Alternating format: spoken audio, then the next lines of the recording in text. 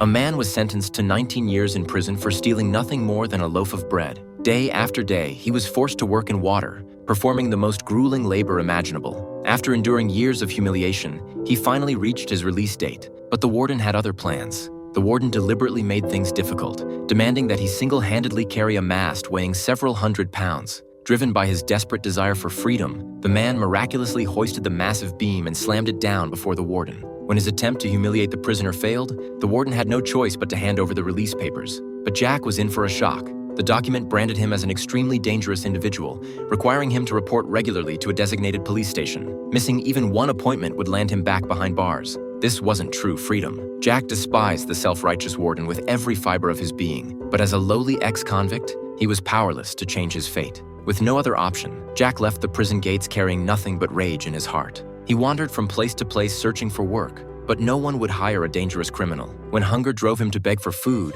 the townspeople cruelly mocked him. Children followed their parents' example, hurling stones to drive him away. As night fell and snow began to drift from the sky, Jack found himself cold and starving. He huddled among what he thought were tombstones, seeking shelter for the night. Suddenly, a priest appeared before him. This wasn't a cemetery at all, but the church courtyard. The priest warmly invited him inside to escape the bitter weather and prepared a hearty meal for him. But Jack had lost all faith in the world. Under cover of darkness, he stole the church's valuables and fled. Before he could sell anything, the police caught him red-handed. They dragged him back to the priest with the stolen goods, expecting him to confirm Jack's crime. Instead, the priest insisted everything was a gift he'd given to Jack. With no evidence of theft, the police had no choice but to release him. 20 years of injustice and torment had left Jack without hope. Yet this priest had reached out and caught his soul just as it teetered on the edge of damnation. Jack decided to turn his life around. He tore up the release papers that symbolized his shameful past and embarked on a new journey. 8 years flew by.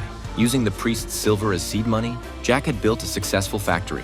When a beautiful worker named Fantine was being bullied by her co-workers, Jack moved to intervene, only to freeze when he saw the newly appointed police chief. By some cruel twist of fate, it was the same man who'd been his prison warden. Terror gripped Jack's heart, but he forced himself to approach the warden with steady steps. Fortunately, after so many years, the warden didn't recognize his former prisoner, who was now his superior.